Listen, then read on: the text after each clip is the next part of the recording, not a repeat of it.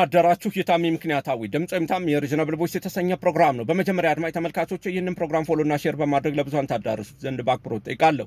ለአሁን ይዤላችሁ የመጣሁት ርዕስ ባርነት በተንሰራፋበት የወዛደር በዓል ምን ፋይዳ አለው የሚል ነው።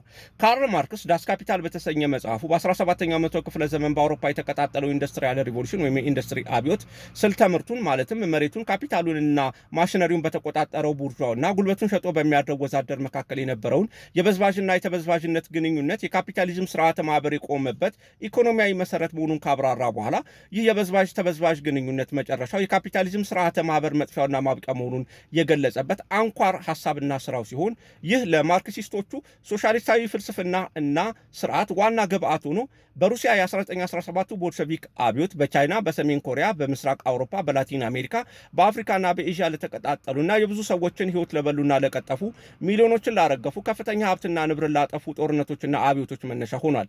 ከዚህ አሰቃቂ መተላለቅ የተማረው የካፒታሊስቱ ዓለም ወይም የምዕራቡ ዓለም ከሶሻሊስቶቹ በተሻለ ሁኔታ የሰራተኞችን መብት ጥቅምና አያያዝ እጅግ በማዘመን በህግ በኃይልና በጫና ሰራተኛውን ከማጎሳቆል ከመበዝበዝና ከመጨቆን ይልቅ በንግግር፣ በምክክር፣ በድርድር፣ በስምምነት የሰራተኞቹን ጥቅም፣ ስልጠና፣ ነጻነት፣ እድገት በማሻሻል የተሻለ የተረጋጋ ዲሞክራሲያዊና በአንጻራዊነት አካታችና ዊን የሆነ የተረጋጋ ስርዓትና ኢኮኖሚ መፍጠር ችሏል። የነ ካርል ማርክስ የመደብ ትግል ህልዮት በአብዛኛው የዓለም ክፍል በይበልጥም በምዕራቡ ዓለም የሰራተኞችን ህይወትና ኑሮ ለማሻሻል ከፍተኛ አስተዋጽኦ አድርጓል።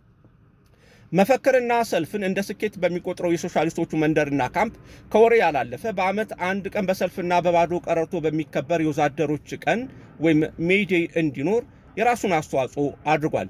ይህ ዓለም አቀፋዊ መልክና ገጽታው ሲሆን በሀገራችን ኢትዮጵያ ሜይዴይ ወይም የዓለም የወዛደሮች ቀን ምን ትርጉም አለው የሚለውን በጥቂቱ እንዳሰው። በደርግ ጊዜ ደርግ ከዚህም ከዚያም የቀማቸውንና የወረሳቸውን ያረጁ ፋብሪካዎችና የመንግስት አገልግሎት መስጫ ተቋማትን የወዛደር ስም ሰጥቶና አደራጅቶ አንጻራዊ መሻሻል የሚታይበት የሥራ ዋስትና መፍጠር ችሏል። ማለትም በዘፈቀደ ሰራተኛ መባረርን አስቁሟል። የረባ ኢኮኖሚያዊ እድገትንና የሰራተኛውን ኑሮና ጥቅም ማረጋገጥ ባይችልም ወዛደሩ በመፈክርና በሰልፍ እየተኩረፈረፈና እየተጽናና ከማንም ባይበልጥም ከማንም እንዳያንስ አድርጎ በሞትና በሕይወት መካከል አስቀመጠው። ደርግ ጥራዝ ነጠቁ ኮሙኒስትና ጥራዝ ነጠቅ ካፒታሊስት የነበረው የሁለቱ ርዕዮተ ዓለም ልዩነቱና አንድነቱ እንኳን በተግባራዊ ፖለቲካና ኢኮኖሚ ያልገባው ወያኔ ደግሞ እንጦጦ ላይ ሲደርስ የማሌሊት ባንዲራውን ረግጦና ጥሎ ቁልቁል 4 ኪሎ አሜሪካንን ላለማስቀየምና ለማስደሰት ሲል የካፒታሊስት ካባውን እንደለበሰ በአፍንጫው ተወርሮ ዳይቭ ሲገባ ምድርና ሰማይ ዞሮበት አንዴ ከኔ ወዲያ ካፒታሊስት ለአሳር አንዴ ከእኔ ወዲያ ልማታዊ መንግስት ከሰማይ በታች የት ይገኛል እያለ 27 ዓመት ሙሉ ሲደናበር ቆይቶ የመንግስት የልማት ድርጅቶችን የሰራተኛውን ጥቅምና መብት ባላከበረ ሁኔታ በሙስናና በድንቁርና ሲቸረችር ከርሞ ሰራተኛውን ሲበትንና ሲያባርር ቆይቶ በመጨረሻ ራሱ በአፍጢሙ ተተክሎ ብትንቱን ወጣ።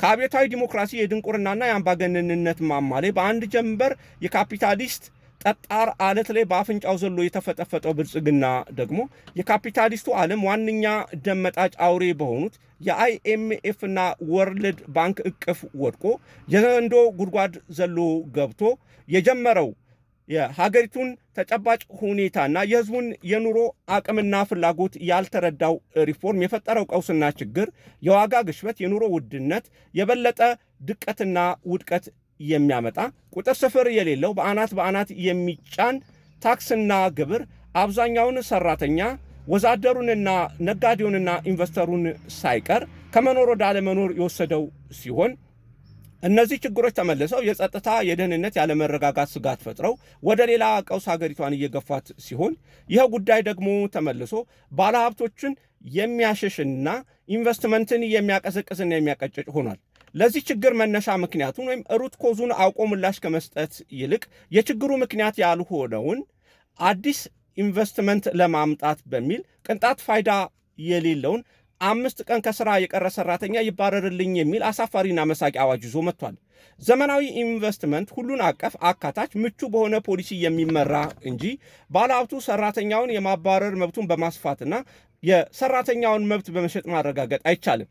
ከዚያ አልፎ ተርፎም ዜጎች በራሳቸው አቅምና ጥረት ለራሳቸው ገቢ ለመፍጠር የሚያደርጉትን ጥረት በጨበጣ የመጡ ደላሎችና ወንበዴዎች የመንግስት ስልጣን ከያዙ ተቋማትና ባለስልጣናት ጋር ሕግ በማስከበር ስም በሙስና ተደራጅተው በጥቅማ ጥቅም በአምቻ ጋብቻ ተሳስረው የግል የመኝታ ቤትና የአልጋ ትግልን መንግስታዊ ስልጣንና ፖሊሲን ተጠቅመው ህዝባዊ ጉዳይና የመደብ ትግል ሊያደርጉት እየሞከሩ መሆናቸውን ስናይ ዜጋውን ሰርቶ አደሩን ህዝብ ወደ ባርነት ሲነዱት ስንታዘብ ለዚህ የሜትር ታክሲ ወቅታዊ ሁኔታና የመንገድ ትራንስፖርት ህገወጥ ጣልቃ ገብነትንና ለግለሰቦችና ለደላሎች በግርድና ዘብ መቆሙን እንደ ምሳሌ ልንወስደው እንችላለን።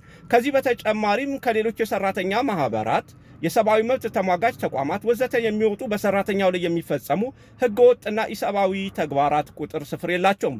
እነዚህ ሁሉ በሰራተኛው ላይ የሚፈጸሙ ወንጀሎች፣ የመብት ጥሰቶች፣ ባርነቶች በተንሰራፉበት የወዛደር ቀን ተከበረ አልተከበረ ለጭቁኑና ለድሃው ሰራተኛ ህዝብ ምን ይጨምርለታል?